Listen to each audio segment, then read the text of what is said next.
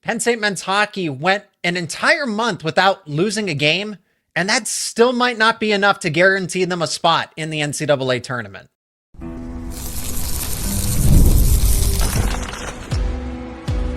You are Locked On Nittany Lions, your daily podcast on the Penn State Nittany Lions. Part of the Locked On Podcast Network, your team every day. You are locked on to Penn State men's hockey. Thanks so much for making Locked On Nittany Lions your first listen and watch every single day. My name is Zach Seyko, and I am your host of the show. I'm joined by a very special guest. That is Eric Ohlson, Penn State men's hockey color commentator, part of the broadcast duo with Brian Tripp. And Penn State will take on Michigan. But first, we got to get to recapping the season because Penn State went an entire month without losing a game and then ultimately dropped that regular season finale to Minnesota. But what a stretch run it was. And then they're getting ready to face the team on the road that had beaten them the last time over that month span. So Eric, I would argue that this is enough to get them into an NCAA tournament, guaranteed regardless of what happens in this opening round of the Big Ten tournament. But that doesn't seem to be the case because they're still number 15 in the pairwise. So nothing is set in stone for this Penn State team, even though they were the hottest team in all of college hockey.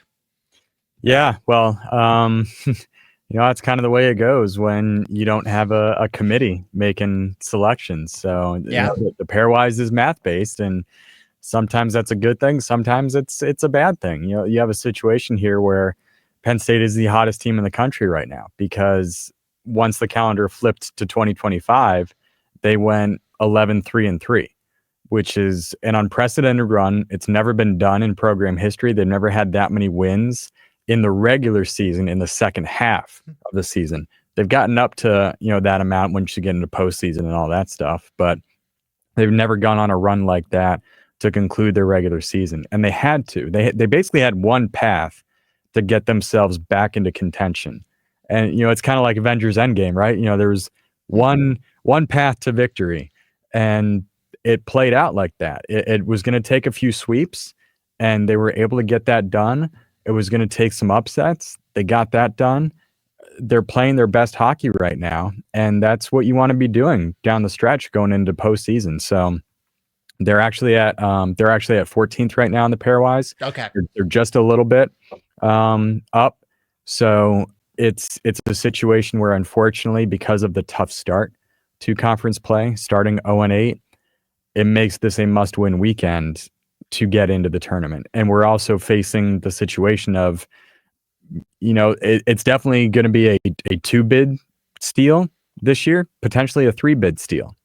So it's really hard to guess and kind of, look at the future and say, what do you need to be at to be safe? Right now, we can say the bubble is probably 13. So 12 means you're safe. 13 could be safe, maybe on the edge. But that's kind of the mark Penn State's looking to be at right now. You don't want to be in that 14-15 spot, because if you are, you're hoping for a lot of upsets in conference tournaments. We know Atlantic Hockey is going to steal a spot. We know the CCHA is going to steal a spot. And then you're looking at the NCHC. You're looking at Hockey East, which you're probably fine there. But then you're looking at ECAC as well. And Quinnipiac in the ECAC is the only team in the top 16 right now, the pairwise. And they are just ahead of Penn State. So they're at 13th.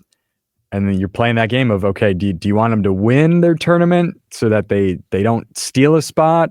Yeah. Or do you want them to lose? Because, if you're Penn State, you might need to jump Quinnipiac to get on the safe side. And then you're like, okay, regardless, doesn't matter who in the ECAC takes that, stolen spot. As long as Penn State's ahead of that team, they're fine. So there's a lot of balls up in the air that you're juggling right now of scenarios that could play out. But Zach, I can tell you the one that is the easiest is Penn State wins this weekend at Michigan. It puts them on the right side of the bubble. Doesn't guarantee anything just yet because of how late some conferences start their tournaments. Big Ten starts this weekend, but not every conference start this weekend. A few still have some regular season games to go. So there's still a lot of hockey to be played. Like I said, this series is not only ultra important, but it is the opponent that they are facing. The last time Penn State lost before Minnesota in Pagula was against Michigan, and that was a sweep as well. So this is a tough Michigan team, even though Penn State was actually pushing them to flip who was going to be the host team. And Michigan took care of business. They secured it against Ohio State, and Penn State had the overtime win, but it still wasn't going to be enough to flip that 4 and the 5 seed here. So Eric, just to be clear, Penn State they have to win this series. Even if they take one, that's not going to help them in the scheme of things to get to the NCAA tournament. I can't say for certain, but I don't think one win will be enough to get it done. You can go on to collegehockeynews.com and you can play around with the pairwise customizer and see kind of what happens if some results, but it's not factoring in, the entire results from around college hockey, because again, every single result plays into the mathematic formula. So one win, it keeps them in contention, but I don't know that it's going to be enough, because this is a season where you could have 3 stolen spots. If we're talking about another year where it's only 1 or 2, then maybe just one win would be okay, and it would keep them around that 14-15 spot on the bubble. But if Penn State only wins one this weekend, then you're in the scenario of you need a lot of upsets. You'd need Quinnipiac to get upset in the first round of the ECAC tournament. You would need Arizona State to be upset in the NCHC tournament. And that's a lot. Exactly. Yeah. You need UMass and UMass Lowell to probably lose as well, because those are all teams that are fighting for those bubble spots. And you don't want to be in that situation of, sweating it out for 3 more weekends if you don't win this weekend. So they have to win at least one to stay in the mix. But if they win both, or win 2 out of the 3, because it could go to game 3 on Sunday. Yes, if they win 2 out of the 3, it keeps them in the mix on the bubble, probably puts them on the right side of the bubble, but they'll still be looking at some other results from around the country. And I do want to correct myself. Penn State they were not swept by Michigan on the road the last time they were in Yost. They actually picked up a win and split the series ultimately. So it is at least promising because of the hot streak that Penn State went on. And Yost is such a difficult place to play in. When you go out to Ann Arbor, teams already struggle as it is, and Penn State historically has not done well. But we've seen, I think, recently where Penn State has been able to at least get some punches in there against Michigan. And that's what we're going to talk about next. How Penn State matches up against Michigan to where they win this series, where they move on, where they would face possibly the likes of Michigan State. Once again, don't want to get too far ahead of myself here, but Penn State versus Michigan, how that one's going to shake out, we'll tell you more on the other side of this break. And today's episode is brought to you by Supply House. Get the supplies you need from the site made for the skilled trades. Supply House. Whether you're in plumbing, HVAC, or electrical work, Supply House is the reliable way to order products online. Their easy-to-use website is packed with helpful resources and the latest product info to help you get the job done right. Plus, with a complete inventory of over 200,000 parts from 400 plus top brands, you'll find exactly what you need delivered fast from coast to coast. Do you need help with an order? Supply House offers expert support and industry-leading service, so you'll always talk to a real person. And for trade pros looking for an extra edge, their free Trademaster program offers exclusive perks like a dedicated phone line, free shipping, and discounts on every order. Thousands of skilled professionals are already taking advantage, and now it is your turn. Join the Trademaster program today at supplyhouse.com/TM and start ordering plumbing, HVAC, and electrical supplies with just a few clicks. Plus, use our promo code SH5. That is SH5 for 5% off your first order over at supplyhouse.com. Penn State versus Michigan, 4 versus 5 in the Big Ten tournament. So these teams are extremely close to one another. Like I said, they split the series when Penn State went out to Ann Arbor the last time, and it is already tough to play at Michigan. I think it's even a little bit tougher as it is for Penn State and Guy Gadowsky squads traditionally. However, Penn State, at least over the past couple of years, have shown that it is not impossible to win at Michigan. No, it's not impossible. And they were able to get a win last year. And that was a game that Aiden Fink had a hat trick in as a freshman. And then, like you said, they got that Friday night win on the road this year. So it was actually consecutive wins in that building for the first time ever, even though it didn't come in the same season. So now they're trying to do something they've never done, and that's win 2 in the same weekend against Michigan in that building. So, history isn't on their side because it is a tough place to play. History also isn't on their side because Michigan has yet to lose a home game in this current format of the Big Ten tournament. Remember, when the Big Ten was first formed, it was not this format of a best of 3 weekend and then a single elimination semi and championship game. It was a 1 weekend single elimination setup. So the year that Penn State won the tournament was a year under that old format at the Joe Louis Arena, where they had to win 3 consecutive games, 2 of which back-to-back went to double overtime. And it was just one of the most remarkable stories in college hockey. So now we're under this format. It's 3 weekends.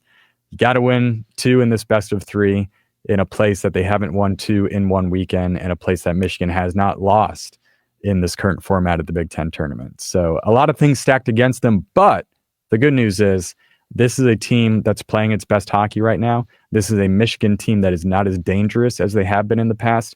Still a lot of really good players. They can still burn you. But, when talking about how they haven't lost at home in the tournament, this is not the Michigan of old. They played 500 hockey in the second half of the season. They went 7-7-3. Now, they did have a good result against Minnesota and Ohio State to conclude its regular season. So, certainly looking at that and how did they accomplish that over the course of those 4 games, beating Minnesota at home in overtime, getting a win at Ohio State as well. So it's tough, and it's hard to say what's going to happen this weekend, but Penn State's playing well. You have a goaltender that's outstanding in Arseny Sergeyev. Michigan's goaltending is not its strength. Its goal scoring is its strength. Yes. It's a team offensively that are tough to defend because they're free-flowing, they're creative, they're not strong on the back end defensively. So there's no doubt in my mind Penn State is going to score goals this weekend. You're not going to see a 3-2 game, I don't think. Nope. It's going to be a matter of, can they outscore Michigan? Can they be strong enough in their own end to hold them off? And I think it's great that they got a test against Minnesota, and maybe good that they lost in some ways, because, Guy was talking this week in media how there were a lot of identifiers on things they need to work on this week. And that doesn't mean it's a bad thing. Hockey is so much about constantly identifying things to work on, because you can focus on one thing so much that another thing starts to slip a little bit. And the game is so chaotic, it's so free-flowing that you're constantly trying to find the balance of working on things, but also reinforcing things. And they found some things that they need to work on this week defensively. So I expect to see some improvement in that compared to the Minnesota series. And I think they're going to score goals. So it's going to be a phenomenal series, I think. Does help that, just like here at Penn State, Michigan will be starting at spring break. So they are not going to have a full complement of students in their student section. Certainly can expect there to be some, but I don't think it's going to be as raucous and as rowdy as it usually is in that building. So that might help Penn State a little bit. And those are my 2 overall concerns when I'm looking at this. Is definitely not a hockey expert here, but keeping up with the team, of course, not in the same regard that you do, Eric. But when I look at this Michigan team, yes, it is the fact that they are an offensive juggernaut, and that doesn't even begin to describe them, because when you look at how Penn State's lost 3 out of 4 overall against Michigan this season, now that was earlier in the season, 2 of those losses when Penn State wasn't as strong. They didn't turn the corner until the second half of the season, as the results show. But when you look back at it, okay, Michigan put up 6 goals to 5. Hey, that's a close one. And in Pagula, but then the next day they respond with 10. Michigan scores 10 goals. So they are capable of putting up double-digit goals. And then when you go to the next series, Penn State wins 5-4, but then they lose the follow-up 7-3. Eric, I would not be surprised if Penn State actually goes in and then it's the home ice. The advantage that Michigan has because Yost is so challenging to play in as it is. Penn State traditionally, historically under Guy Gadowsky does not perform well when they go on the road to Ann Arbor. But then you mention, hey, just these subtle factors where the crowd's not going to be as strong. The student section isn't going to be as packed. Okay, that alleviates some of the pressure. And as we've seen, Penn State at least plays game one very well. And I know that you have to win 2 out of the 3, but you can make a statement by going onto the road and resetting expectations and kind of putting Michigan back into a corner by winning that game one. I mean, game one starts the series. That's not rocket science here, but that can totally change the framing of how this series is approached, especially when it's a winner take all situation and you don't get a mulligan if you don't do well in the series. But Penn State has shown in the series opener, they can challenge Michigan. They lost by 1 goal, but they won the next time around on the road. And I think that's the important part is if Penn State can go up 1-0 in this series against Michigan. Yeah, winning the first game is huge because then it puts pressure on your opponent in game 2 and it gives you a little bit of chips to work with. You know, you're also looking at that winning the quarterfinal round on the road has only been done, I believe, 3 times now in tournament history. Penn State was the first team to do it, to go on the road and win a best of 3. Hadn't been done before then. And, you know, they did it a few years ago against Ohio State. Almost became the first team to do it twice against Ohio State as well, but they fell in game 3 of that series. So, you know, again, there's a lot of things historically that are not in their favor, but the way they're playing is in their favor. They have the goaltending advantage. They've actually scored more goals this season than Michigan. Michigan's giving up, you know, about 3 or more goals per game. And, you know, Penn State is scoring over, you know, around 3.5, I think, at this point. So, again, there's no doubt in my mind they're going to be able to score this weekend. They've actually been good at scoring goals in Yost. It's been the amount of goals that end up in the back of your net. So you think Arseny Sergeyev's going to have to maybe steal a game, which he's shown he's certainly capable of. Yes. Stole a game at Wisconsin in the second half, had a phenomenal weekend at Michigan State, going toe-to-toe with Trey Augustine, who is arguably the best goaltender in the country right now. And, you know, had a really good weekend against Minnesota, too. I know some goals got past him, but Minnesota's a great hockey team. Minnesota and Michigan State, in my mind, could be frozen 4 teams with how good they are. And Penn State went toe-to-toe with them, took 5 out of 6 points against Michigan State, got a split with Minnesota at home. They have a lot of confidence right now. So I think they'll be able to score. You know, going back to that Michigan series that you brought up, it was tight. It really was tight in both games. You know, it was a 4-4 game in the third period after Michigan rallied to tie it, and then J.J. Webush scored a goal to go up 5-4, and that ended up being the game winner. Then you go to game 2, Michigan has a 3-2 lead in the third period. So it was a 1-goal game in the third period, and then they scored 3 goals in about 2 to 2.5 minutes. And that's the thing about Yost is when they get one, it's like the snowball effect in Pagula that Guy always talks about. The snowball effect is real in Yost. If when they get one, you have to be really careful to not let one turn into 2 quickly, because that's what they do. And that's what happened in the third period. They scored a couple on some pretty quality shots, and all of a sudden, you know, you're facing a 6-3 or a 6-2 deficit. Aiden Fink got a shorthanded goal late to make it 6-3, and then Michigan put one in the empty net for the 7-3 final. But they have been in games in that building, and this is going to be a really tough series. I think the advantage goes to Penn State in the sense that they have been playing playoff hockey for the last 2 months to get themselves back to this point.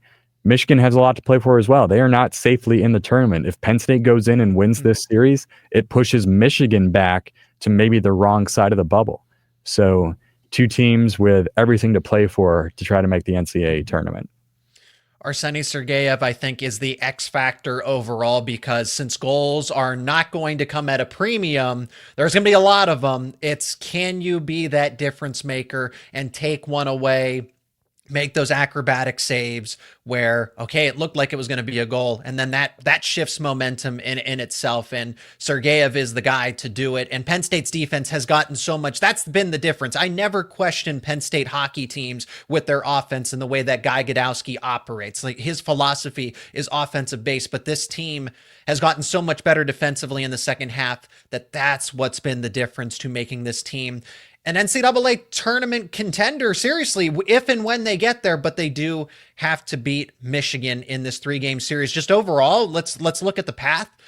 If they happen to be the lowest seed, they would go and face Michigan State, who is the number 1 overall seed. But I don't look at any future matchup and say, well, that's the team that Penn State wants to avoid, or you don't want to face them if you're the Nittany Lions. They've shown that they can go toe-to-toe with Michigan State. They've shown that they can go toe-to-toe with Minnesota. So whomever they happen to match up with in the semifinal, in the championship, I like Penn State's chances against any team that they could face in the rest of the Big Ten tournament if and when they get past Michigan.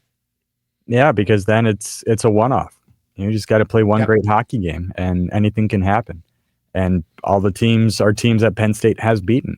So it's a long way to go to get to that point in a semifinal. It all starts this weekend. But, you'd be looking at what happens with Wisconsin and Ohio State. If there's an upset there, it would mean Penn State's going to Minnesota, should they be able to win this weekend, because for all intents and purposes, Minnesota is going to beat Notre Dame. I do not expect an upset in that situation. But yeah, it's going to be one heck of a weekend. The one downside for Penn State Friday night is they will be without Reese Lawback. Lawback will be serving a 1-game suspension for racking up his third 5-minute major of the season. So that's an extra wild card to contend with.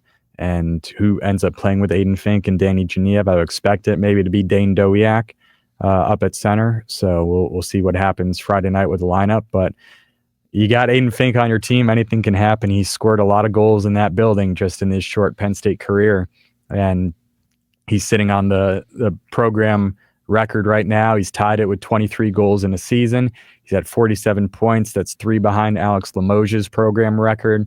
Wow. So he's right there to having a record-setting season for Penn State.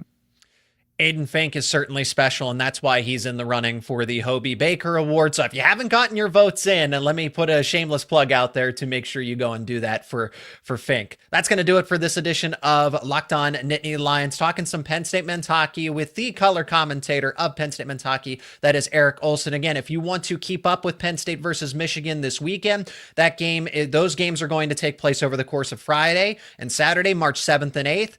Puck drops at 7 p.m. Eastern time in Ann Arbor, and potentially, if there's a game 3, if necessary, that one will also be at 7 p.m. again out in Michigan. Eric, safe travels. Thank you so much for the time, and can't wait to catch up. And hopefully, the next time we talk about Penn State men's hockey, it's previewing that next game. Yeah, thanks, Zach. Hopefully, this ride keeps going. And again, thanks so much for checking out this episode of Locked On Nittany Lions. Please leave a like on the show, share it with friends and family. Let us know your thoughts down in the comments section about this Penn State-Michigan series. And if you're new to the show, subscribe to the YouTube channel and wherever you get your podcasts. If you want to keep up with Eric's call of the Big Ten tournament, he and Brian Tripp will be on the call, and that's available over at GoPSU Sports every time that Penn State hockey plays throughout the postseason. Links are down in the description. And thank you once again for making Locked On Nittany Lions your first listen and watch every single day. For your second listen and watch, check out Locked On College Basketball with hosts Isaac Shade and Andy Patton. March is here. The madness is only just beginning.